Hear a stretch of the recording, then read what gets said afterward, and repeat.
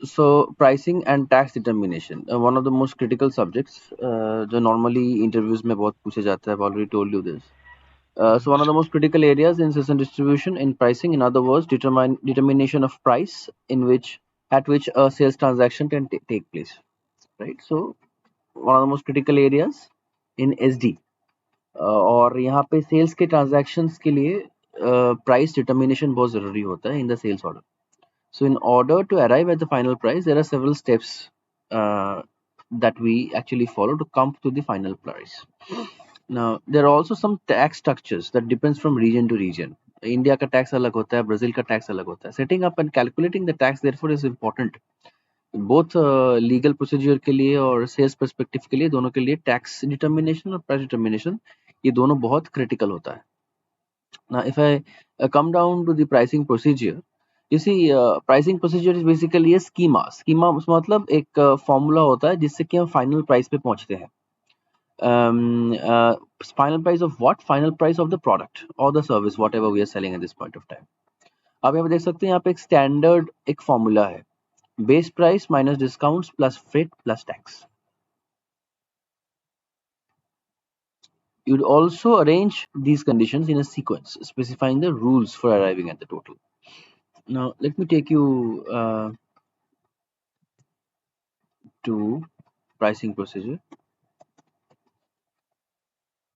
If you in a standard pricing procedure, you will find multiple number of condition types if you remember.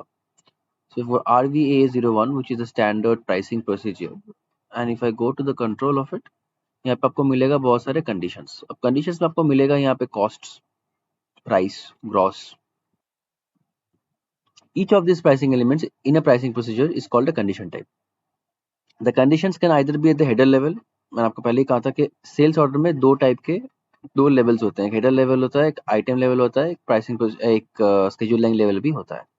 Header level में एक pricing होता है, एक item level में एक pricing होता है. You can either enter the values for each condition type manually और determine them automatically using a condition type. तो हम मैन्युअली भी डाल सकते हैं तो condition type. Now we can use something called access sequence. ठीक है, तो पहले हम चलते हैं कंडीशन टेबल्स में. कंडीशन टेबल्स के बाद हम लोग फाइनली प्राइसिंग प्रोसीजर में जाएंगे. So the first step is I'll go to the SPRO path.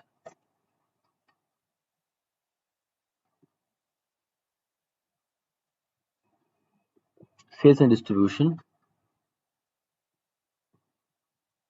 basic functions, pricing. तो यहाँ पे आपको सारे कंट्रोल मिलेंगे प्राइसिंग के. Okay, so go to pricing. यहाँ पे सबसे पहले हम कंडीशन टेबल डिफाइन करते हैं, टाइप डिफाइन करते हैं, access sequence, pricing procedures. That's how it works out. That is the basic way. Condition tables में हम लोग डिफाइन करते हैं कि प्राइसिंग के लिए कौन कौन से फील्ड्स इंपॉर्टेंट है, what are the fields that are important to determine the final pricing. तो आप यहाँ पे देख सकते हो कि अगर हम लोग डिस्प्ले कंडीशन टेबल्स में जाएंगे तो यहाँ पे टेबल मांग रहा है. इस टेबल में हमने कुछ फील्ड्स जो है क्रिएट करके रखे हैं. सो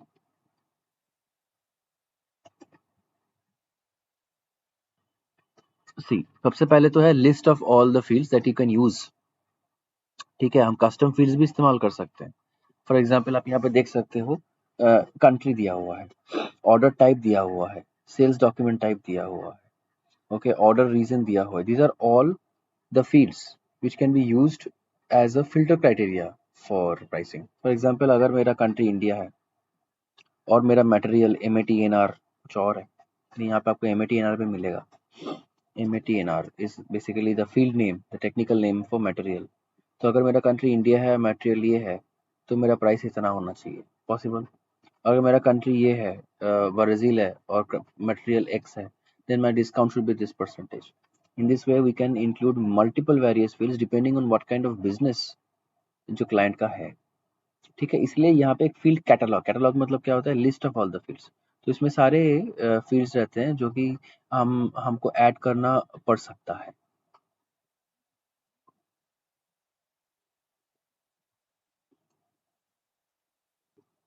Now here they're asking for some tables.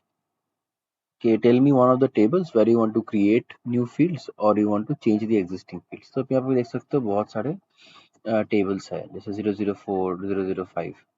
Now to find the tables, I'll do one thing. I'll go to the existing tables जो पहले से है. तो मैं पहले चला जाता हूँ condition types में. Maintain the condition types. अभी condition types में आपको multiple किस्म के prices मिलेंगे. हाँ, तो यहाँ पे आप देख सकते हो GST का जो condition type है वो है 80x1. That is called the taxes. That is the percentage kind of a condition type. अगर डबल क्लिक करूंगा तो इसमें बहुत सारे आपको fields मिलेंगे. आप यहाँ पे कंडीशन क्लास है जो इसको आप देख सकते हो टैक्स कंडीशन टाइप है ये. अगर आपका ये प्राइस होता तो ये प्राइस कंडीशन टाइप भी होता यहाँ पे, ये कैटेगरी में डिफाइन होता अलग से. ठीक है, अगर टैक्स होता तो टैक्स कैटेगरी में आता, वैसे क्लास में आता.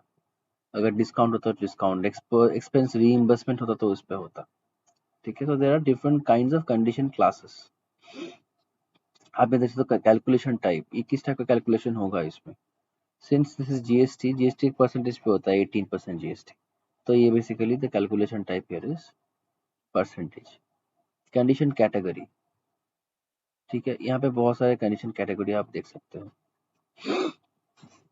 ठीक है, तो इसमें आपको freight, basic price, cash discount ऐसे करके मिलेगा.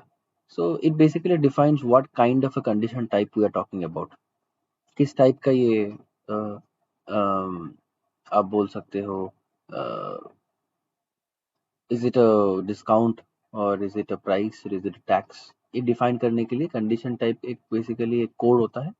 बाकी तो मेन जो पॉइंट है यहीं पे लिखा है, आप देख सकते हो. मटेरियल रिबेट है तो ये B001 B001 B02 ये रिबेट होता है. मतलब रिबेट जब भी आप एक्टिवेट करोगे तो ये इसका जो वैल्यू है ये एक्यूमुलेट होता है, एक्रूअल्स होता है. And after the accrual happens later the customer can retrieve the values. Okay, ये कंडीशन टाइप है. अब if I go back, I will go to access sequences.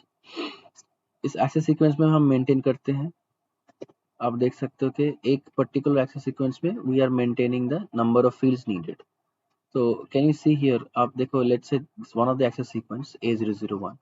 अब A001 के अंदर हमने कुछ फील्ड्स मेंटेन किया है. Before going to the access sequence, जब हमने कंडीशन टाइप्स खोला था, on the right side you will find the access sequence right here. ये कंडीशन टाइप्स है और यहाँ पे आपको एक्सेस सीक्वेंस मिलेगा. See access sequence K020. ठीक है, let's go to the standard. मैंने कहा था आपको कि स्टैंडर्ड प्राइस का जो कंडीशन टाइप है वो PR00 होता है. If I double click on PR00, here you will find the access sequence PR02. So I will choose this access sequence and I will first go to the access sequence right here. तो यहाँ पे मैंने click किया, maintain access sequence में गया और PR02 में मैंने क्लिक किया. सो PR02 जो है प्राइस विथ रिलीज स्टेटस, इस पर क्लिक कीजिए और फिर एक्सेस में आइए. यहाँ पे आप देख सकते हो कि यहाँ पे 4 एंट्रीज है और इन चारों एंट्री में आप देख सकते हो कि डिफरेंट डिफरेंट फील्ड्स का इस्तेमाल किया गया है. अगर मैं टेबल 305 में देखता हूँ, इसमें कस्टमर और मटेरियल है. अगर 306 देखता हूँ तो price list category currency material है. 306 में price list category currency material and 304 में सिर्फ मटेरियल है. तो इसमें चार चार कैटेगरी है. मतलब सबसे पहले जब डिटर्मिनेशन होगा, डिटर्मिनेशन सबसे पहले हम देखा जाएगा कि देखिए सब एक्सक्लूसिव है. एक्सक्लूसिव मतलब अगर एक का वैल्यू निकल गया तो उसी को आप चूज कर लो. अगर एक्सक्लूसिव नहीं होता तो इसका वैल्यू निकला फिर से एक और वैल्यू सिलेक्ट किया जाएगा, बंद नहीं होगा. So once you select exclusive, that means अगर इसका वैल्यू मिल गया तो सर्च करना बंद कर दो. एक्सेस सीक्वेंस क्या है? It is a search strategy. कैसे सर्च करना है? तो सबसे पहले वो 305 में देखेगा. अगर उसको कस्टमर और मटेरियल मिल गया और इसका एक कंडीशन रिकॉर्ड है जिसमें हम मेंटेन करते हैं, तो उस टेबल से इसका वैल्यू जो है मैच किया जाता है और तभी इसका वैल्यू आता है. आपने यहाँ पे मेंटेन किया कस्टमर और मटेरियल. सेल्स ऑर्डर में जो कस्टमर और मटेरियल है और आपने जो मेंटेन किया है दूसरे टेबल पे कस्टमर मटेरियल, अगर दोनों का मैचिंग हो गया तो ये सिलेक्ट कर लेगा उसका वैल्यू और बंद कर देगा सर्च करना. फिर से अगर समझ लो ये नहीं मिला तो सेकेंडली ये price list category currency material आपके सेल्स ऑर्डर में जो है उसके साथ जो आपने मेंटेन किया है, एक there is another condition record called VK11 VK12 VK13 वहाँ मेंटेन किया जाता है. तो जब वो चेक करेगा मैच हो रहा है कि नहीं, अगर मैच हो गया तो सिलेक्ट हो जाएगा, वैल्यू आ जाएगा सेल्स ऑर्डर में इस पर्टिकुलर प्राइस का वैल्यू, अदरवाइज नेक्स्ट लेवल में जाएगा. That is how things work out. Now remember in the condition table वहाँ पे हमें टेबल मांग रहा था, तो यहाँ पे हम एक टेबल में चलते हैं 305 6 306 304. ठीक है, तो लेट्स चेक इट. अच्छा, यहाँ पे ट्वाइस दिया हुआ है, ट्वाइस इसलिए दिया हुआ है क्योंकि यहाँ पे एक एक्स्ट्रा रिक्वायरमेंट है। अब ये रिक्वायरमेंट मतलब क्या होता है, एक्स्ट्रा लेवल ऑफ फिल्ट्रेशन आप बोल सकते हो। देखो फॉरेन करेंसी डॉक्यूमेंट बोल के filtration, let's go to the source text of it, let's see what it is trying to say.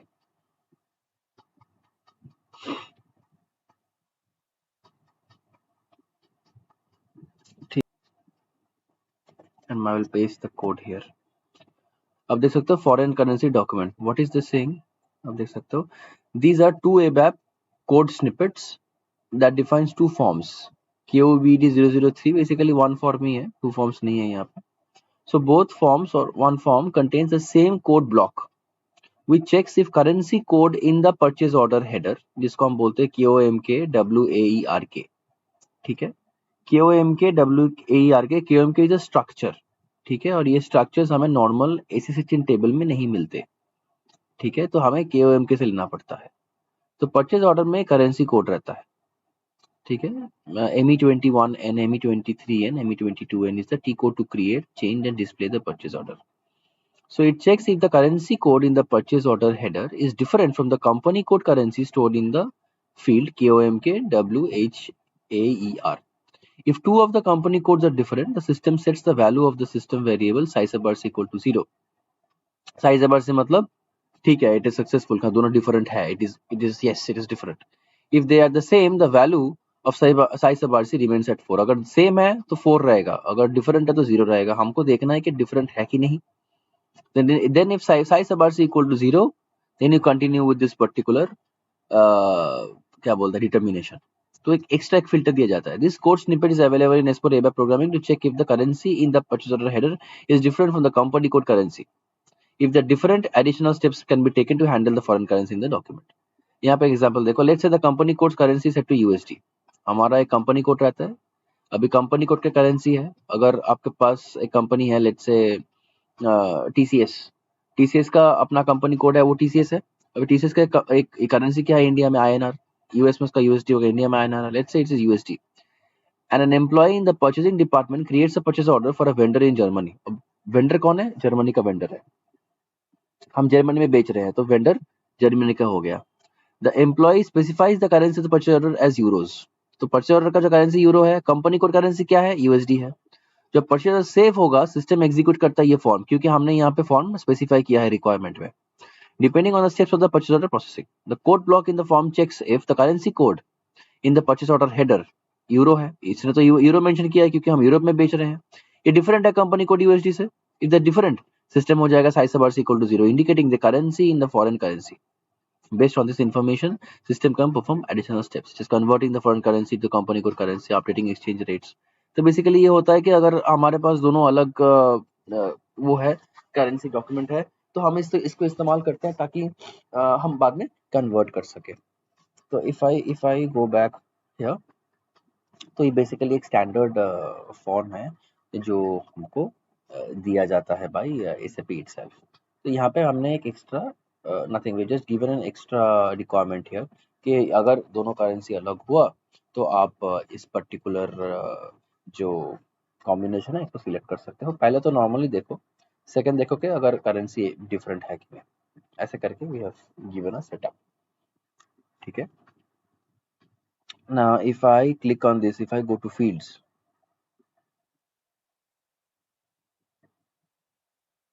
तो आप यहाँ पे देख सकते हो बहुत सारे फील्ड्स. तो जो हमने स्टार्टिंग में ओरिजिनली देखा था, प्राइस लिस्ट है, लोकल करेंसी, करेंसी की बात हम कर रहे थे, और मटेरियल है, तीनों है. इसके बाद भी आपको दो और फील्ड्स मिलेंगे, सेल्स और डिस्ट्रीब्यूशन. ये आपको ना हर एक कॉम्बिनेशन में आपको ये मिलेगा, सेल्स और डिस्ट्रीब्यूशन चैनल आपको हर एक कॉम्बिनेशन मिलेगा. ये स्टैंडर्ड रहता है, ये रहता ही है. You have to give the org and distribution, ठीक है.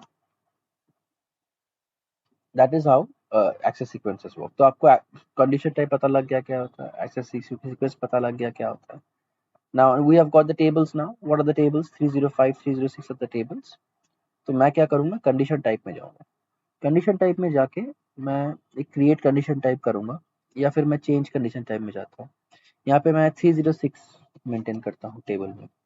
अब देख सकते हो कि एक्सेस की क्यों मांग रहा है यार, एक्सेस की.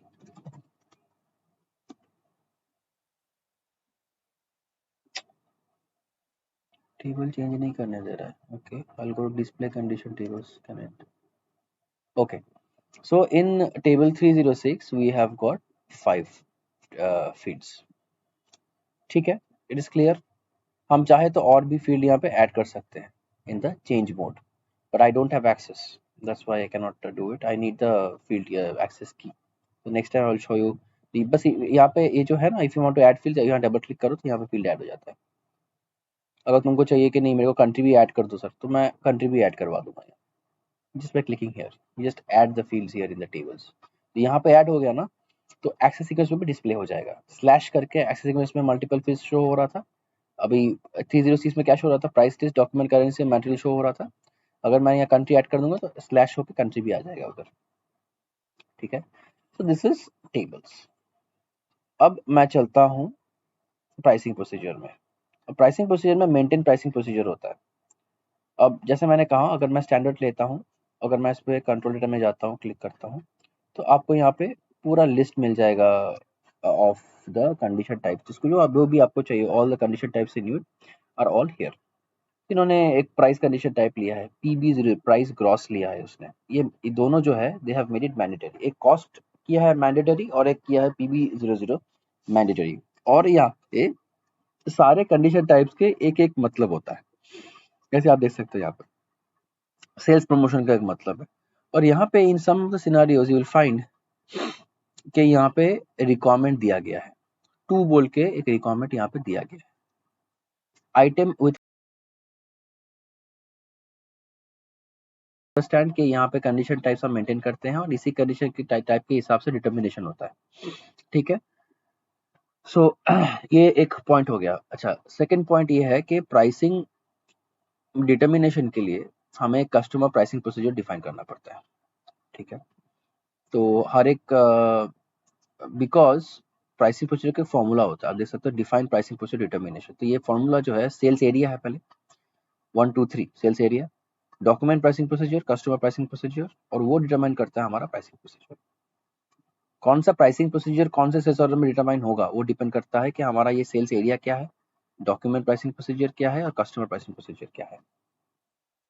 उसके हिसाब से डिटर्मिनेशन होता है. Now, अगर मैं कोई पर्टिकुलर सेल्स ऑर्डर खोलूंगा, इसलिए I was looking for sales order in the beginning only. मैं VB1 में जाता हूँ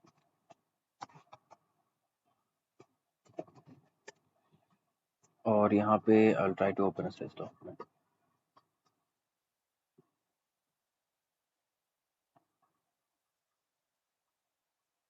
let's open this sales document 12051.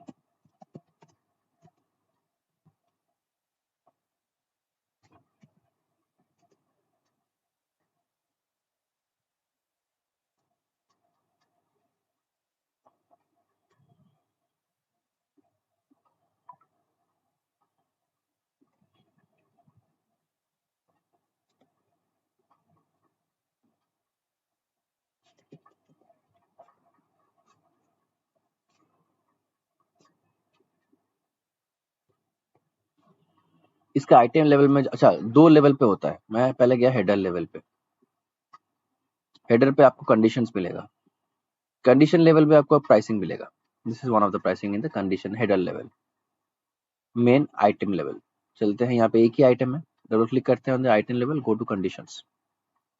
Here also you will find a list of condition types जो यहाँ पे ऑटोमेटिकली आया है. ग्रीन मतलब ऑटोमेटिक डिटर्मिनेशन हुआ है, एक्टिव है वो. Now if I go to analysis, analysis में आपको सब कुछ मिल जाएगा कि कौन सा प्राइसिंग प्रोसीजर आया है, कौन सा नहीं आया है, क्या दिक्कत हुआ है, has there been determination issue as well. So आप यहाँ देख सकते हो जो ये एरो है, इस एरो से आपको पता लगेगा कि कौन कौन सा डिटर्मिनेशन हुआ है और होना चाहिए था. Go to PR00. PR00 में, अच्छा, remember this is what, this is RVAA01. अभी RVAA01 was the pricing procedure that we were looking at previously. ये है RVAA01. go back to the first part here. तो यहाँ पे आप अगर RVAA01 सिलेक्ट करोगे और कंट्रोल डेटा में जाओगे तो यहाँ पे आप देख सकते हो EK01 was supposed to be, it's mandatory, it's manual, not mandatory. It is manual. Manual मतलब ये आपने, you can use you know just your keyboard to type it and then वो ऑटोमेटिकली आ जाएगा. Similarly P R PB00 is also manual. तो लेकिन यहाँ पे PR02 है जो मैनुअल नहीं है. आप अगर यहाँ पे देखोगे the determination of PR02 has happened, sorry, PR00 has happened. PR00 has happened. Where is PR00? This is PR00. ठीक है, and this is not a manual condition type. It is not a manual condition type. Automatic determination से आया हुआ है. Now we'll check one by one.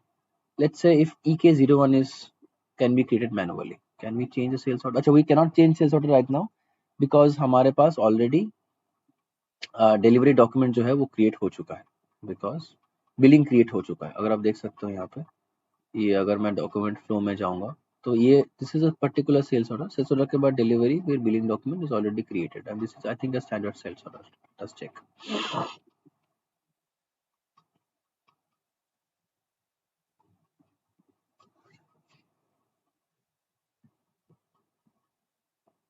अब देख सकते हो डिलीवरी आया है. Then there is transfer order. I will teach you what transfer order means. ठीक है, गुड्स डिलीवरी हुआ है, इनवॉइस बना.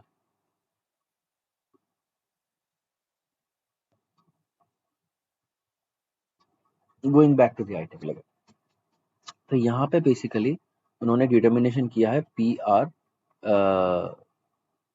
00 का. Now if I go back once, PR00 is the main price. कितना प्राइस है? 376.80. If I go to analysis once more, PR00. अब यहाँ पे कौन सा सिलेक्शन हुआ है? देखो 40 का सिलेक्शन, मतलब 40 मतलब फोर्थ सीरियल नंबर का सिलेक्शन हुआ है. ये वैल्यू आया है. ये question is how did the value come. आप यहाँ पे देख सकते हो EK01 is a manual condition. Where is this coming from? क्या मैनुअल कंडीशन है? देखो यहाँ पे मैनुअल कंडीशन है, इसलिए यहाँ पे दिया है कि EK01 इज मैनुअल कंडीशन. ये जो है RVAA01 इसके अंडर में ही है ना EK01, तो ये मैनुअल है, तो it is manual. Next PR00 condition record has been found, मतलब ऑटोमेटिक डिटर्मिनेशन हुआ है. PB00 manual condition, PB00 manual condition. उसके बाद क्या है? PR00 manual condition record missing. तो PR02 का जो कंडीशन रिकॉर्ड है हमने मेंटेन ही नहीं किया तो नहीं आया. अभी कंडीशन रिकॉर्ड कहाँ मेंटेन करते हैं? I'll give you an example. PR00 है हमारा कंडीशन टाइप जो ऑलरेडी यहाँ पे इस पर्टिकुलर प्राइसिंग प्रोसीजर के लिए हमने मेंटेन किया है. PR02. Now in PR02 there are some access sequences and some tables. Let us check that. So what do? I'll go to SPRO one more time. I'll go to SAP reference IMG. I'll go to sales and distribution. I'll go to basic functions. I'll go to pricing control. मेरा condition type क्या है? मेरा condition type है maintain condition types PR02. Price increased. PR02 is price increase. Double click करते हैं. ये basically quantity price है. दो चीज बहुत इंपॉर्टेंट है, क्वांटिटी प्राइस. थर्ड चीज इंपॉर्टेंट क्या है? ये आइटम कंडीशन, मतलब आइटम लेवल में मेंटेन होगा. That's it. ये मोस्ट इंपॉर्टेंट पार्ट है. अभी इसका एक्सेस सीक्वेंस क्या है? K005 एक्सेस सीक्वेंस है. कॉपी कर लो इसको, बैक करो, go to access sequences. Now access sequence में maintain access sequences, table is cross client, position में जाओ, पेस्ट करो एंड सीक्वेंस कम. तो क्या है? कस्टमर और मटेरियल डिस्काउंट. इसको सिलेक्ट करो, एक्सेस में जाओ. अब दोस्तों टेबल 5 है, टेबल 5 है और कस्टमर एंड मटेरियल है यहाँ. लेकिन अब यहाँ पे देख सकते हो PR02 में इसका एक्सेस सीक्वेंस अलग था, in the sense that it was changed later. Sorry हमारा क्या है? PR02 या PR00? आवाज is PR00. Sorry. Okay, no problem. Sorry, I'll just go back one more time. अच्छा, ऐसे नहीं करके we can do one more thing. We can use T codes. /n V/06 is condition types. /n V/06 condition types. ठीक है, तो हमारा PR00 है, PR00. So in PR00, double click on it. So basically again prices quantity. PR02 is prices increase. कितना price increase हुआ है? Not important. As per term, this is the price of the product. और उसका sequence PR02 है. Again now /n V/02 में चलते हैं. Sorry, V/n V/0607. ठीक है, उसके बाद हम चलते हैं PR02 में. In PR02 you will find 4 entries.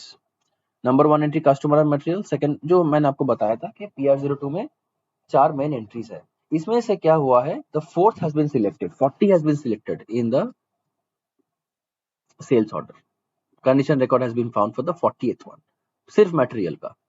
अब यहाँ पे सिलेक्ट करोगे, आप देखोगे यहाँ पे 3 फील्ड मेंटेन्ड है। ये जो वैल्यू है, मैंने आपको ये तो बताया था कि sales organization, distribution channel, pricing, reference material, ये सब कुछ आपको मिल जाएगा because these are the fields. लेकिन इसका वैल्यूज कहाँ मिलेंगे?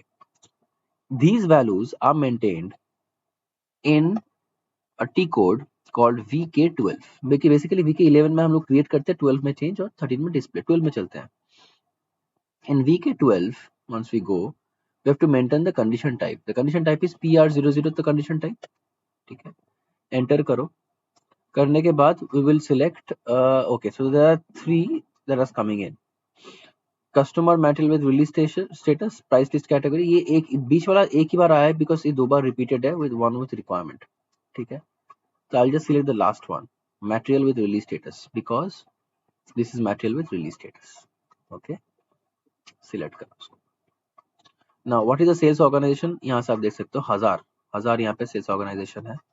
Distribution channel is 12, okay. And material जो वैल्यू है वो है L-60C। इसको एग्जीक्यूट कर दो आप। You will find that a particular record was maintained valid from 2000 to 1999, ठीक है। ये है आपका कार्टन, 1 कार्टन यूनिट, यूनिट है आपका यूरो, ठीक है। ये कैलकुलेशन टाइप है C, basically C I think means quantity, या सी इज क्वांटिटी, ठीक है। और ये आपका मटेरियल है ना, इसका जो प्राइस है 376.80 इस पर्टिकुलर कॉम्बिनेशन के लिए यहाँ पे मेंटेन किया गया है, और ये सेम प्राइस आपको यहाँ दिखेगा। जैसे ही उसको ये प्राइस मिल गया, उसने ढूंढना ही बंद कर दिया। बाकी जो कंडीशन है उसको मिला क्यों नहीं? उसको इसलिए नहीं मिला क्योंकि कंडीशन रिकॉर्ड ही मेंटेन नहीं है इसके लिए। अगर मैं इसके लिए कंडीशन रिकॉर्ड मेंटेन कर देता तो ये सिलेक्ट हो जाता और बाकी सर्च करना ही बंद कर देता, क्योंकि इस पर्टिकुलर डॉक्यूमेंट में जो अपना सोल्ड टू पार्टी है, बेसिकली जिसको बेच रहे हैं 10033, तो इसके लिए हमने कोई रिकॉर्ड मेंटेन नहीं किया, कर देते तो ये सिलेक्ट हो जाता, ठीक है। We will create another sales order and we will check कि सिलेक्ट हो रहा है कि नहीं हो रहा। This is one scenario, PR00। हमने पहले क्या गलती किया था, वी वेंट टू द क्या था, PR02।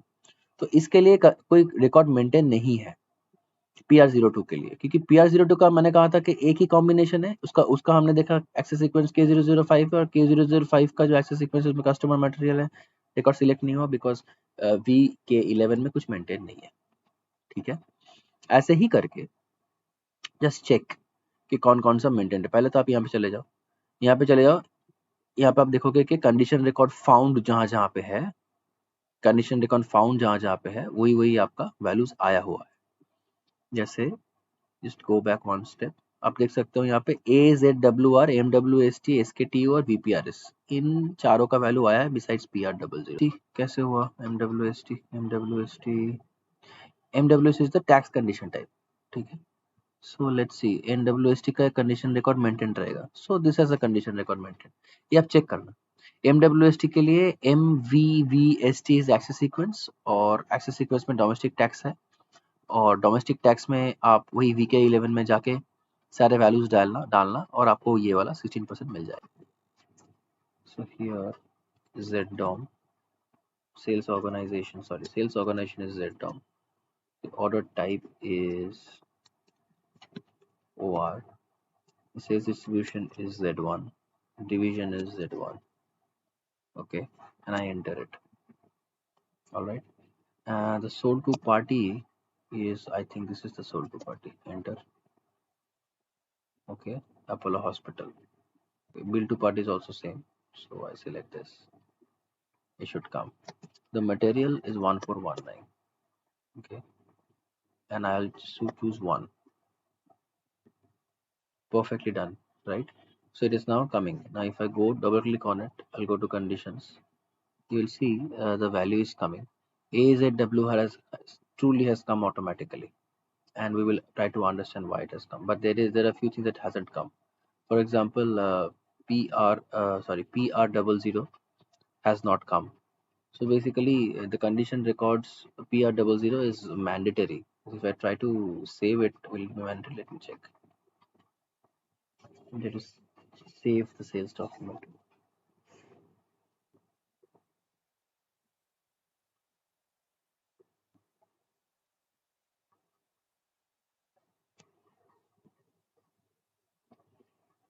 So it is incomplete. Edit. Uh, so you will see that in pricing there is an incompletion in the pricing. You have to complete the data. It is missing some data. What data? It cannot say. No problem. So you understand, right? So I need to have PR double zero come in. Now, why is PR double zero values not maintained? So if I go to PR double zero, it is saying nothing is maintained. Why is not maintained? Because this particular material does not exist in VK11. So what I will do is I go to slash over VK11 and I will try to maintain these values. So PR double zero is the condition type. I'll select the last one, material with release status, and I will select the material value. The material value is 1419. I'll copy it, and I will paste it here. Okay, what is this? Okay, amount. Let's say is 100. The unit is car. The unit is car. I think. Go back.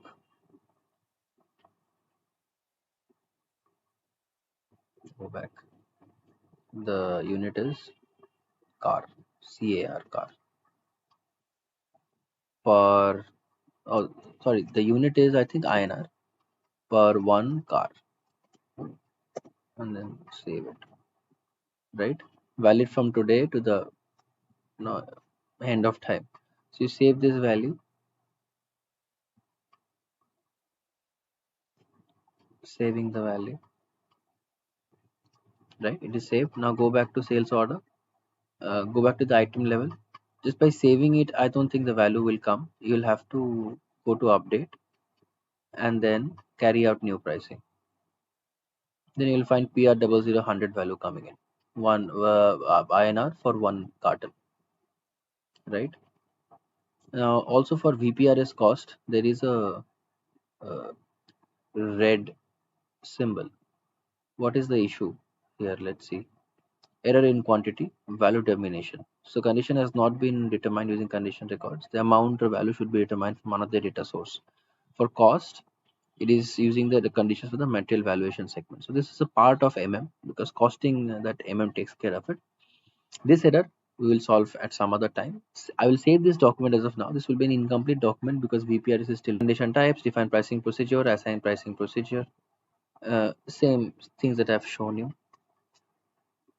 This how it works pricing procedure रहता है उसके अंदर condition type जो आपने maintain कर रखे हैं सारे बहुत सारे कंडीशन टाइप्स उसमें रहते हैं प्राइसिंग कंडीशन डिस्काउंट कंडीशन उसका एक एक्सेसिंग में रहता है मल्टीपल कंडीशन टेबल्स रहता है और उस कंडीशन टेबल्स के रिकॉर्ड्स जो हम वीके 11 12 13 में मेंटेन करते हैं तो बहुत ब्यूटीफुली यहाँ पे दिया है VA08 पहले फिर 6 फिर 7 03 डायरेक्टली आप कंडीशन टेबल में चले जाओगे 03 से VK 11 कंडीशन।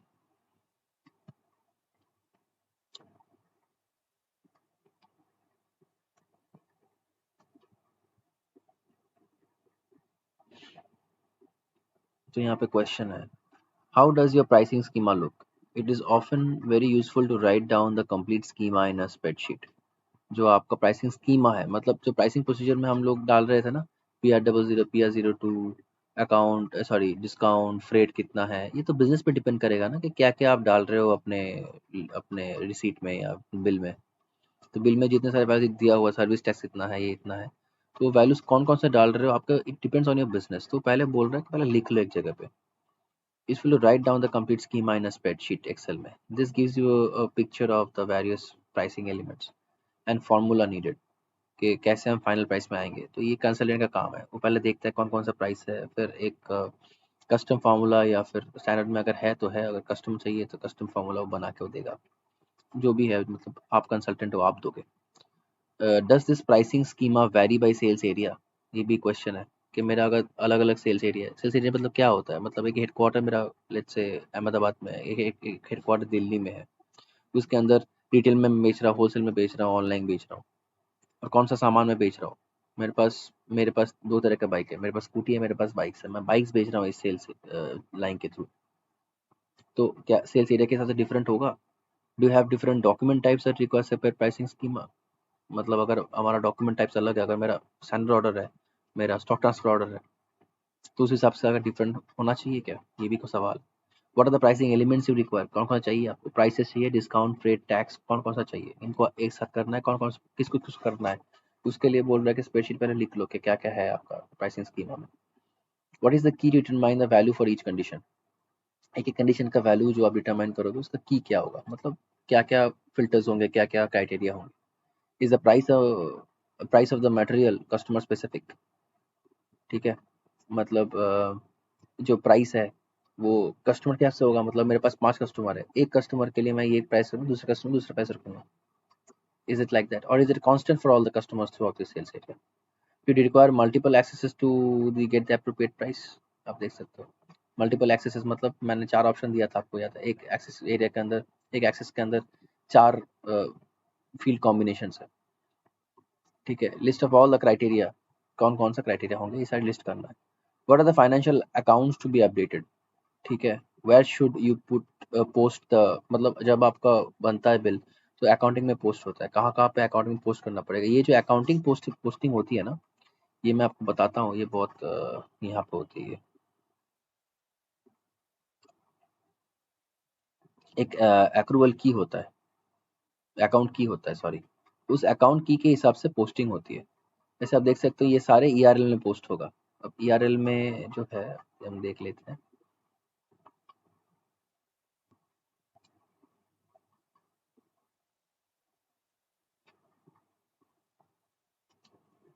ईआरएल सेल्स रेवेन्यू में पोस्ट हो रहा है। ठीक है, ईआरएस हुआ तो सेल्स डिडक्शंस में। रेवेन्यूज कौन से होंगे यहाँ पे? आपका जो प्राइस कस्टमर पे कर रहा है वही आपका रेवेन्यू है।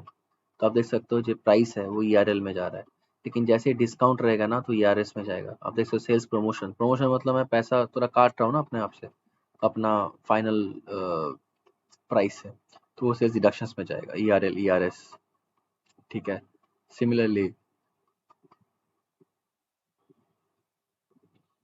ईआरएल ये भी है, सेल्स रेवेन्यू के अंदर आता है। एमडब्ल्यूएस टैक्स के अंदर आएगा, मतलब वो अलग एक इसमें जाएगा जहाँ पे टैक्स के लिए पोस्ट होगा, टैक्सेस ऑन परचेज ऑर्डर्स। ठीक है, तो कहाँ पे पोस्ट होगा? और ईआरबी मतलब आई थिंक रिबेट में अंदर आएगा, तो वो रिबेट अकाउंट में पोस्ट हो जाता है। तो कहाँ पे पोस्ट होगा उसके लिए भी हम लोग समझते हैं कि where should we be posting it. तो ये पूरा इंपॉर्टेंट है कंसल्टेंट के लिए। बेस्ड ऑन दीज आंसर्स हाँ, एक और चीज यहाँ पे देखो, are there any reporting requirements that need you to capture the pricing subtotals as you go along with the final price? ठीक है, subtotal concept I will tell you later, हम लोग आगे बढ़ेंगे। Now, based on the list of these answers, you should check SAP standard pricing procedure system. पहले standard check करो, अगर नहीं हुआ तो फिर custom करो। For a better understanding of these concepts, let's go through. Okay, right. So यहाँ पे आप यहाँ पे देख सकते हो क्या बोल रहा है कि there is a case study of Galaxy musical instruments, configuration analysis, pricing procedures, scope finalization. We analyzed Galaxy musical instruments pricing requirements and documented the schema in a spreadsheet. Here we will discuss some of the company's pricing related requirements as we go through the chapter. We also discuss how we map these requirements in the system. पहले है base price. ठीक है, ये उसका पूरा schema है कि उनका रिक्वायरमेंट में क्या था। बेस प्राइस में क्या है? द प्राइस के records are simple and specific to each product, however a special price applies to some of the customers. ये सारे जो प्राइस है ये बहुत सिंपल है and specific to one product है, एक प्रोडक्ट के लिए एक ही प्राइस है। हाउएवर एक स्पेशल प्राइस होता है for few of the customers के, जो इंपॉर्टेंट कस्टमर्स है। Hence there should be provision to maintain records for a की कस्टमर प्लस मटेरियल नंबर। यही दोनों कॉम्बिनेशन होगा, क्योंकि सारे अगर प्राइस सेम है और कस्टमर के लिए डिफरेंट है तो मैं यही कॉम्बिनेशन इस्तेमाल करूंगा। दो फील्ड इस्तेमाल करूंगा एक्स सीक्वेंस में, कस्टमर और मटेरियल का। And also a generic record respective of the customer matter specific, मतलब दो दो बेसिकली उनके पास एंट्रीज होंगे। एक एक्स सीक्वेंस में दो एंट्रीज, 10 और 20। 10 में मेंटेन होगा ये, 20 में मेंटेन होगा ये। पहले हमने देखा था ना जे कि एक्स सीक्वेंस में 4 होता है, वो 10 20 30 40, 40 सिलेक्शन में आया, इफ यू रिमेंबर। इस बार दो होगा, कस्टमर मटेरियल एक होगा जो कस्टमर स्पेसिफिक है और एक सिर्फ जेनरिक होगा। अगर उसको सेल्स ऑर्डर में कस्टमर वही मिला जो आपने मेंटेन करा है कंडीशन रिकॉर्ड्स में कि हाँ इस पर्टिकुलर कस्टमर और इस मटेरियल के लिए अगर वैल्यू रहा तो मैं वो सिलेक्ट कर लूंगा, तो 10 सिलेक्ट हो जाएगा, जो सेकंड आएगा। तो बेसिकली क्या होता है, we always mention in the access sequence more specific to more general. तो यहाँ पे स्पेसिफिक क्या है, यहाँ पे स्पेसिफिक कस्टमर नंबर है ना, दो मतलब ज्यादा से कम होता है हमेशा एक्सेस सीक्वेंस। बेसिकली अगर लेमैन टर्म में बोला जाए तो ज्यादा फील्ड से कम फील्ड्स आते हैं। तो ज्यादा फील्ड से कम फील्ड इसलिए आते हैं कि पहले वो कस्टमर चेक करेगा ना, उसके लिए प्रायोरिटी ये है कि मेरे पास अगर स्पेशल कस्टमर है तो मेरे को पहले उसको स्पेशल प्राइस देना है। पहले मैं अगर जनरल सिलेक्ट कर लिया, अगर वो उसका प्राइस आ गया तो अगर अगर स्पेशल कस्टमर है तो उसको तो नहीं मिलेगा। तो मेरा क्राइटेरिया ये है, अगर स्पेशल कस्टमर हुआ तो सबसे पहले उसको कम प्राइस दो या ज्यादा प्राइस दो, वट एवर। तो इसके लिए हम इसको ऊपर रखेंगे, इसको नीचे रखेंगे। जैसे ये मिल गया सिस्टम को तो वो क्लोज कर देगा खोजना, उसमें बंद कर देगा कि कस्टमर तो मिल गया है और ये ऑर्डर तो उसी कस्टमर के लिए है, क्योंकि हमने सोल्ड टू पार्टी मेंटेन कर रखा है ऑर्डर में। Clear about the first point, this is the base price. Second price है discounts. Galaxy offers several promotional discounts. Some of these discounts are specifically designed to attract new customers, and some of the product discounts are offered to a certain customer or a group of customers. तो एक customer के लिए specific discount हो सकता है, एक group of customers के लिए स्पेसिफिक डिस्काउंट हो सकता है, या तो अट्रैक्ट करने के लिए स्पेशल डिस्काउंट हो सकता है। तो customer group ID will use the customer group field to determine discounts. Another requirement is to offer discounts based on customer hierarchy. Customer hierarchy बोल के कॉन्सेप्ट है, will come back to it later. इन customer grouping होती है तो उस grouping के हिसाब से मैं डाल सकता हूँ। ये कस्टमर ग्रुप कस्टमर मास्टर में मेंटेन होगा, और कस्टमर ग्रुप जो वैल्यू है वो मैं एक्सेस सीक्वेंस मेंटेन कर सकता हूँ कि कस्टमर ग्रुप स्लैश मटेरियल, तो मेरा ये वैल्यू डिस्काउंट होगा। ठीक है, डिस्काउंट के लिए आपका K001 K005 रहता है, ये कंडीशन टाइप्स है। Now shipping and handling charges, there should be a provision for freight charges based on total weight of the entire shipment. बोला जा रहा है कि जो मेरा टोटल शिपमेंट वेट अगर 1000 टन है उसका शिपिंग चार्जेस अलग होगा, तो वो भी आपको मेंटेन करना, क्योंकि चार्जेस है ये मेरे को बिल में दिखाना पड़ेगा। और लास्ट है, besides this we also assess galaxies reporting requirements. तो रिपोर्ट क्या क्या करना पड़ेगा, we determine that the gross price, the net price, the freight and costs have to be captured for pricing schema for subsequent reporting and analysis. तो reporting analysis एक बहुत important चीज होती है जो अपर लेवल मैनेजमेंट को और print out के लिए, आउटपुट के लिए भी जरूरत पड़ता है कि चालान फालान देने के लिए। तो यहाँ पर आप देख सकते हो gross price, net price, freight and costs, इन चारों का रिपोर्टिंग में होना बहुत जरूरी है। बेसिकली ये आफ्टर रिक्वायरमेंट गैदरिंग ये पता लगा है कि चार चीज हमें चाहिए, base price, discount, shipping and handling charges, उसके साथ आपका फ्रेट, मतलब शिपिंग एंड हैंडलिंग चार्जेस जो है that is what's called freight, और कॉस्ट्स के cost of goods sold, basically कि कितना वीपीएस एक कॉस्ट कंडीशन टाइप होता है, जो मैंने गुड्स सामान बेच रहा हूँ उसका कॉस्ट कितना है वो भी देखना पड़ता है। यहाँ पे उन्होंने कॉन्फ़िगरेशन किया है, आप देख सकते हो। अलाउड फील्ड्स, तो ये बेसिकली मैंने आपको दिखाया था फील्ड कैटलॉग क्या क्या है।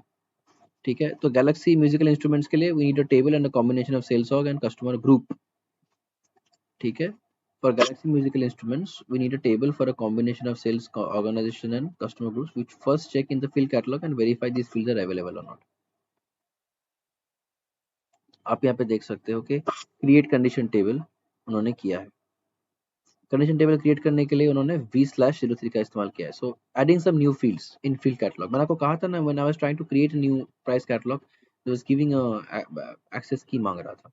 सो in some cases you may find that the field you plan to use is not part of the field catalog provided by SAP.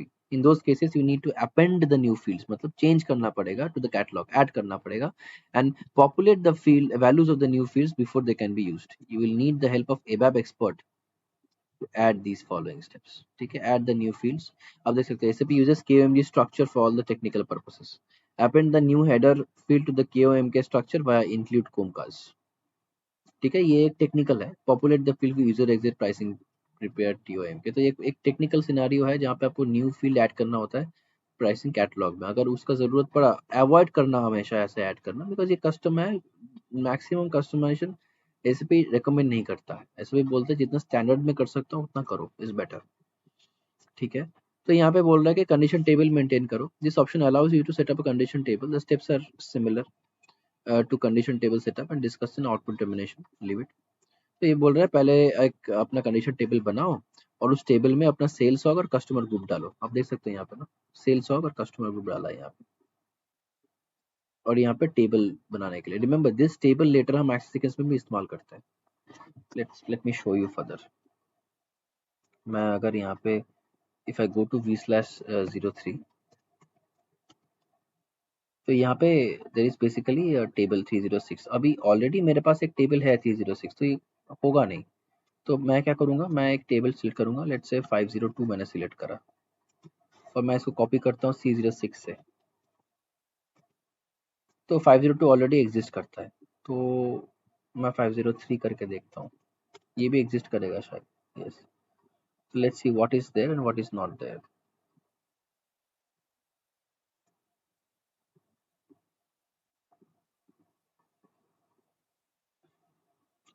Late us try 263, 500 से ऊपर करना पड़ेगा ना। Let us try 505। Let's see, ठीक है, 505 table खाली है तो मैं उसको लेता हूँ और यहाँ पे ऑलरेडी कुछ आ गया है because I had copied these fields from 306, तो ऑटोमेटिकली आ गया है।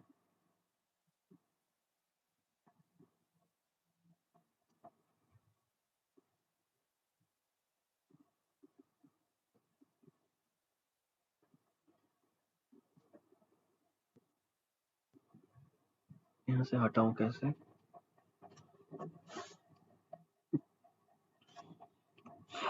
So I will delete the material field, the document currency field, price list भी हटा देता हूँ और डिस्ट्रीब्यूशन चैनल भी हटा देता हूँ। तो मेरे को चाहिए कस्टमर ग्रुप, तो let me find customer group. तो कस्टमर ग्रुप मिल गया ना, मैंने दोनों ऐड कर दिया ना। यहाँ पे क्या किया उन्होंने, देखो सेल्स ऑग और कस्टमर ग्रुप ऐड किया है। That's what I have done here exactly. ठीक है, this option allows you to set up the condition table, मैंने कर दिया है। as shown in the figure 5.4, the selected fields appear in the list on the left and these fields will form the key to the new table. You can also choose to add the validity period and the release status to control the pricing records contained in the table, right? With validity period, with release status हो गया है। If you select the with validity option, pricing records get a valid from date and valid to date. तो जो हम record करते हैं ना VK 11 में, जब हम रिकॉर्ड मेंटेन करते हैं, अगर ये टिक है तो वहाँ valid from and valid to date आएगा with validity period. When you maintain the price, you can specify the exact duration कितना टाइम के लिए चाहिए। Once the expiry date is reached, तो वो value obsolete हो जाएगा। And this feature enables you to maintain and archive records of all the previous prices over a period of time. तो हम record maintain कर सकते हैं। You can also set up new pricing records in advance and release them in valid from date. अगर मेरे को आज plan करना है कि आज से 1 साल बाद या 6 महीने बाद या 3 महीने बाद इस डेट से लेके इस डेट तक मेरे को ये प्राइस चाहिए, तो मैं फ्यूचर डेट के लिए उसको प्लान कर सकता हूँ। इसलिए ये with validity period is important to maintain that in the week 11। वहाँ पे फ्रॉम एंड टू रहता है वैलिडिटी पीरियड। ठीक है, तो दिस इज डन। अब मैं इसको सेव कर लेता हूँ। पहले जनरेट करो इसको। यस, तो इसका मेरा एक अपना ओन रिक्वेस्ट रहेगा। I have my own TR number. नहीं है, इसमें क्या हो गया? Request, what happened?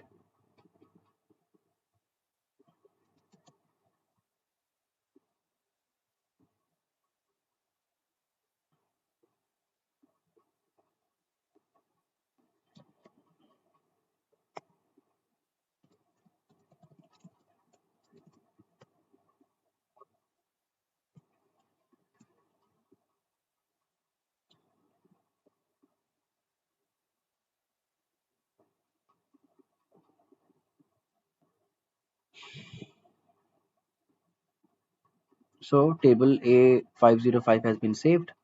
Now if I go to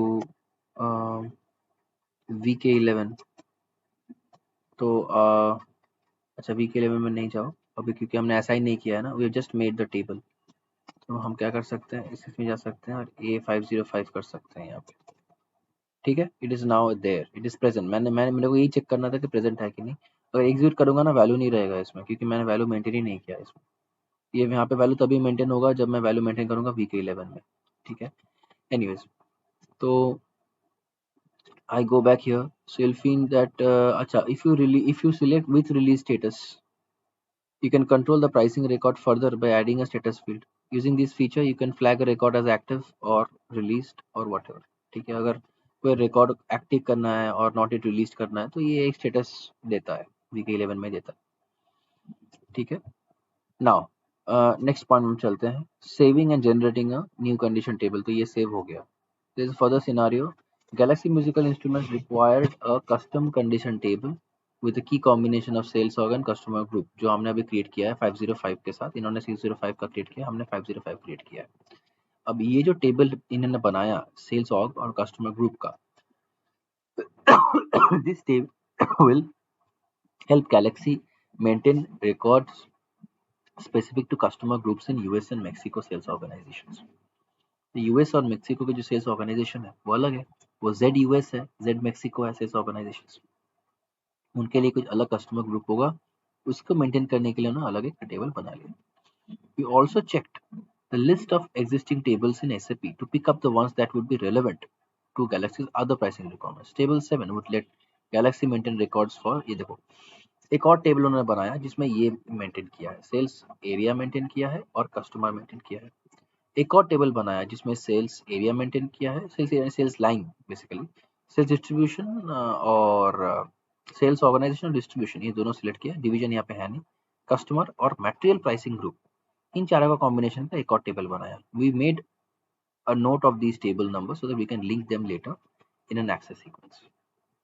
हम भी बना लेते हैं। टेबल 7 एंड टेबल 30 में उन्होंने ये एडिशन किया है, तो we can also add it. Let's add it up. v/03 506 नहीं लेगा शायद, 507 लेके 507 लेके देखते हैं। 7 ऑलरेडी है, 3 भी शायद होगा, 5 तो ले लिया, 6 है, 6 भी है, 8 भी है, 9 ओके 9। तो क्या क्या लिया उन्होंने, सेल्स एरिया लिया है, so let's check it out. Sales area,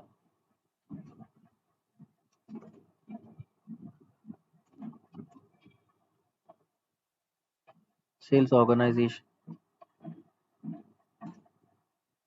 search can't search, यहाँ पे सर्च करना मुश्किल है थोड़ा सा। सेल्स ऑर्गेनाइजेशन डिवीजन, डिवीजन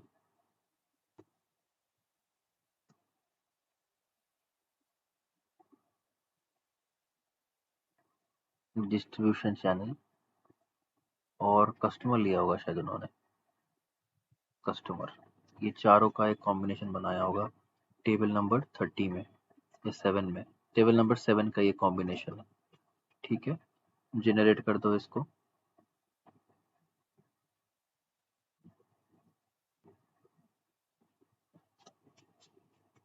क्या हो गया, पैकेज, क्यों पैकेज बोल रहा है? ठीक है, लोकल ऑब्जेक्ट में सेव करते हैं इसको। Okay, 509 has been saved. ठीक है, सो A505 और 509 दोनों सिलेक्ट हो गया है।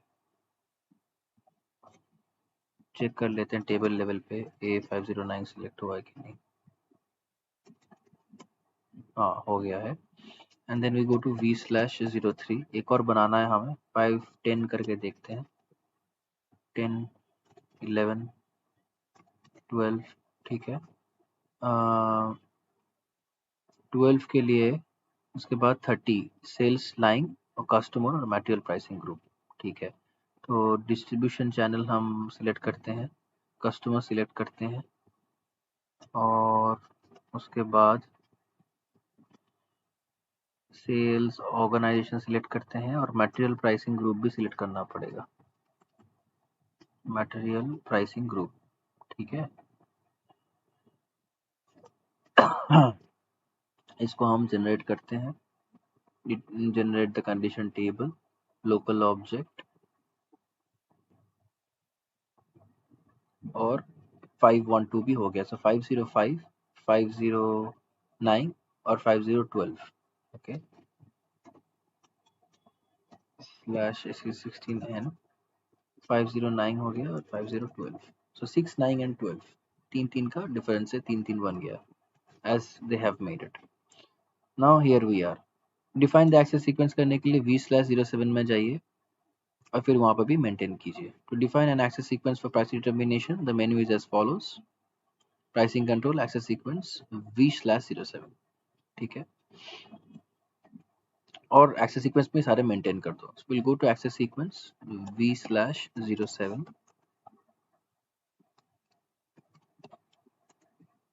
यहाँ पे we will maintain the table values, new entries करते हैं।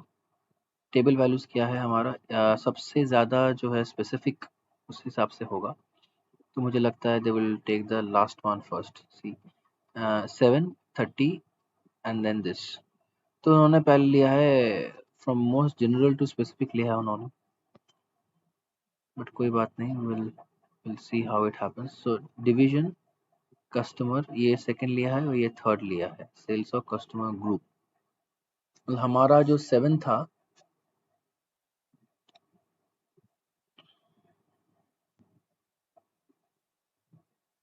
अच्छा 7 इज नो 4, 4 एंट्रीज है यहाँ पे, 1 2 3 4, एंड यहाँ पे भी 1 2 3 4 है, ठीक है। And then last one is okay, so we have got 509 12 and 6 505 505, okay.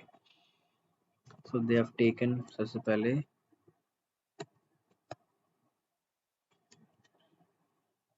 509 512 और 505 ऐसे लिया है। एंटर करो, choose the key from allowed name space. 509 ही तो था ना वो, 9, हाँ। Access sequence 509, what is the issue description. 9 12 और 505 ही था ना, am I right? Yes, sir. So division customer, okay, division customer, division customer, and after that customer material pricing group,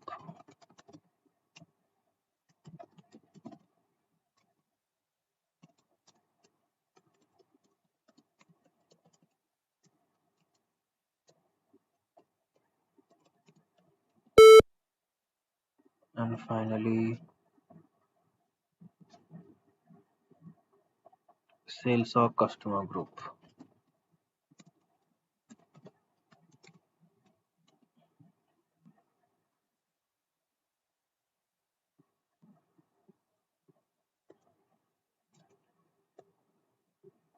नहीं, इसका तो वैल्यूज नहीं आ रहा है 509 का, बट आना तो चाहिए। दिस इज, ओहो, sorry. So here we are supposed to maintain the access sequence and not the tables। tables बाद में आएगा ना, इसलिए नहीं आ रहा था, ठीक है। We have to select either one of these or we create a new access sequence। तो इन्होंने I think they have made a new access sequence probably। See, they've selected ZGM1 as a new access sequence. We'll create a new access sequence. We'll go to new entries and we will select ZGM1 Galaxy Musicals का उन्होंने वो लिया है, ZGM1 Galaxy Musicals, ठीक है। And this is what is this type? Okay, so this is access sequence 11 for pricing, तो blank ही रहेगा। इसको एंटर करके, इसको सिलेक्ट करके इसको एंटर करो, सिलेक्ट करो, फिर एक्सेसेस में जाओ और यहाँ पे we have to maintain the values. Okay, so सबसे पहले 509, सॉरी 509 512 एंड देन 505, और इसका जो नंबर है हम 10 ऐसा करके करेंगे, 10 20 and 30 and then enter it, ठीक है। आ गया ना। अभी we will make it exclusive, these two are exclusive, that's what they have done. all should be exclusive in nature, but ठीक है, इसको सेव करते हैं। field assignment has not yet been made, all right, we save it, done। तो ये हमारा access sequence के अंदर जो टेबल्स बनना था वो बन गया, ठीक है। what is the next thing they're asking us to do? After writing down Galaxy's table numbers, we set up a new access sequence at GM1। It consists of 3 tables linked in a sequence। Our first access will be table number 7, मतलब जो हमारा 509 है। This will be customer specific access if the system cannot find suitable record here, तो उसके बाद वो second जाएगा, पहले कस्टमर स्पेसिफिक में जाएगा, उसके बाद सेकंड में जाएगा 30 में, मतलब 5012 में। ये रिकॉर्ड चेक करेगा मटेरियल प्राइसिंग ग्रुप और कस्टमर का। तो ये भी ब्लैंक हो गया, it will proceed to the third access, जिसको 605 या तो हम बोलते हैं 505। The exclusive indicator is turned on to ensure the unique record is determined. हमेशा अगर यूनिक उसको वो मिल गया तो बंद कर देगा सर्च करना, ऐसा सीन है। Now figure 5.6 में आप देख सकते हो कि you can see exclusive indicator at the access steps. If the system finds a record at any step, it stops searching. उसको मिल गया तो बंद कर देगा सर्च करना. If there are more records at subsequent levels, they'll be ignored. अगर उसको पहला रिकॉर्ड मिल गया, उसके बाद भी कोई रिकॉर्ड्स है तो वो नहीं सर्च करेगा, ये बोला जा रहा है। So यहाँ पे and the exclusive record will be calculated the price. I will be use an example to explain the concept further. Now अगर ये access sequence है आपके पास ZGM1, if you find the records at the first step, table number 7 में, मतलब table number 509 हमारे लिए, ठीक है, अगर उसको एक रिकॉर्ड मिल गया फर्स्ट स्टेप में, it stops further searching and applies this rate. However, it is possible that a certain customer could have two or more conditions applicable to it. For example, a customer could have a special discount to it using table number 7 and another discount for the customer group of which it is a part of in 605. तो यहाँ पे बोला जा रहा है कि एक customer के पास दो दो डिस्काउंट हो सकते हैं। टेबल 7 में एक डिस्काउंट है जो कस्टमर स्पेसिफिक डिस्काउंट हो सकता है, क्योंकि table 7 is basically the customer specific table, है ना, एक कस्टमर स्पेसिफिक एक्सेस है। What is there in table 7? अब मैं एक काम करता हूँ, मैं इसको एक कर लेता हूँ कॉपी। कैसे करूँ इसको? Copy it, note it down, take a snapshot of it सत्यम, इसका एक स्नैपशॉट ले लो। Yes, sir. Only this part, okay, and tell me when I ask you, okay? Have you taken a snapshot of it? Snipping tool बोल के एक tool Yes, रहता है, sir. उससे ले लो, हो गया ना? Mhm. Okay, so now let's go back to what they're saying. वो बोल रहा है कि it is possible that a certain customer could have two or more conditions applicable to it. For example, अगर एक कस्टमर है, उसके special discount specific to table 7, table 7 में क्या है? टेबल 7 मतलब 509, टेबल 30 मतलब 5012 और टेबल 505 605 मतलब 505। आपके पास स्नैपशॉट है अभी 7 में। आप देखना कि वहां पे कस्टमर बोल के एक एक्स्ट्रा फील्ड है, राइट, लास्ट में sales area plus customer. Yes, Yes, sir. तो वो कस्टमर स्पेसिफिक वैल्यू है, तो वहां पे उसको एक डिस्काउंट मिला। अगर मैं उसको इस्तेमाल करता हूँ for condition type which is a discount condition type, तो उसको एक डिस्काउंट मिलेगा कस्टमर को एक, तो बिकॉज वो कस्टमर है, कस्टमर स्पेसिफिक डिस्काउंट उसको मिल गया। ये भी हो सकता है कि वो एक कस्टमर ग्रुप का पार्ट है। अभी 605 में कस्टमर ग्रुप बोल के एक वैल्यू है, सेल्स और कस्टमर ग्रुप, तो इट इज हाईली पॉसिबल कि दोनों में उसको डिस्काउंट मिले, एक तो being a very special customer और second being a part of the group of another customer of a special group जिसका उसका वो पार्ट है। समझ रहे हो आप? मतलब मेरे पास एक क्लाइंट है जो मेरे लिए बहुत इंपॉर्टेंट है और मैंने एक ग्रुप भी बना रखा है जो इंपॉर्टेंट क्लाइंट्स का ग्रुप है, दोनों से डिस्काउंट मिल रहा है। In that case, what happens? So, for example, when a customer could have a special discount from two places, if you turn on the exclusive indicator, system will continue to search and pick up both the records. ठीक है, उसने both the records करेगा क्योंकि उसको if you turn off the exclusive indicator, तो दोनों discount ले लेगा, तो आपको डबल पैसा खर्च कर पड़ जाएगा उसको। तो अगर आप एक्सक्लूसिव इंडिकेटर ऑन रखते हो तो उसने सिर्फ एक ही रिकॉर्ड लेना है जो पहले आएगा। It is advisable to have the exclusive indicator on for better system performance and to avoid reading multiple records. यही इसका कारण है, ठीक है। Requirement field allows you to add, तो यहाँ पे हमने देखा था कि रिक्वायरमेंट फील्ड है, हाँ, alternative and base calculation type field भी था। तो requirement field allows you to add a custom routine to the access step. For the access step, you can add a prerequisite condition that has to be fulfilled before the specific access is carried out। मैं कहा था for example एक standard sequence है MWST, जो basically एक tax condition type है, ये tax determination के लिए इस्तेमाल किया जाता है। The access sequence looks up the tables for domestic and international taxes, तो इसका एक एक्सेस सीक्वेंस है जो सर्च करता है डोमेस्टिक और international tax. In this example MWST has a requirement routine 8 at the step. This code checks whether destination is an international address. If the prerequisite requirement is fulfilled, system carries out tax for the condition record. Otherwise, the step is skipped. and the next access sequence is carried out. तो basically MWST में एक 8 बोल के value है. Let's check if it is there. Back कर जाते हैं हम यहाँ से.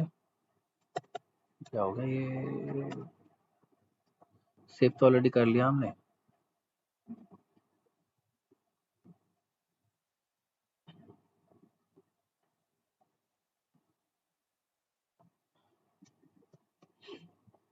V/07 ZGM1 था ना हमारा. ZGM1 इसका एंट्रीज हो गया ना. एक्सेसेस. हाँ ठीक है, perfect. Now will go to MWST. In MWST अच्छा यहाँ पे रिक्वायरमेंट नहीं रहता. रिक्वायरमेंट रहेगा आपका V/08 में. V/08 में RVA01 में चलते हैं जो स्टैंडर्ड है, उसके कंट्रोल में चलते हैं और यहाँ पे आपको MWST मिल जाएगा. MWST अभी देख सकते हो कि if the access sequence ZGM1 finds a record at the first step, ये तो हो गया. The requirement fields allows you to add a custom routine. You can add a prerequisite condition. 8 है वो prerequisite condition है, export condition that has to be fulfilled before a specific access is carried out. MWST carried out होगा तभी जब fulfill होगा. An example is the standard access sequence MWST जो कि tax procedure में इस्तेमाल होता है. The access sequence looks up the tables for domestic and international tax rates. अगर मैं export कर रहा हूँ तो मेरे को इंटरनेशनल टैक्स रेट्स पे काम करना पड़ेगा. In this example MWST as a requirement routine 8 मतलब चेक करो इंटरनेशनल सेल है कि नहीं है. This code checks whether the destination is an international destination और not. If the prerequisite requirements are fulfilled system carries out the search for the tax record. अगर international destination है तो दूसरा टैक्स रिकॉर्ड सर्च करेगा. Otherwise this step is skipped and the next access for domestic taxes is carried out. अगर international हुआ तो international tax करेगा, international नहीं हुआ तो वो डोमेस्टिक टैक्स सर्च करेगा. Requirement routine 7 checks for domestic destination. So this way you can improve the efficiency of access sequence by checking prerequisites. ठीक है, तो उसके पास दो है. अगर आपका 8 हुआ तो वो चेक करेगा कि मेरा जो इंटरनेशनल टैक्स है वो है कि नहीं है, तो मैं इंटरनेशनल टैक्स का वैल्यू डालूंगा. अगर मेरे पास सेकंड एक टेबल मैंने मेंटेन करा डोमेस्टिक टैक्स के लिए, डोमेस्टिक टैक्स के लिए मैं रूटीन 7 चेक करूंगा.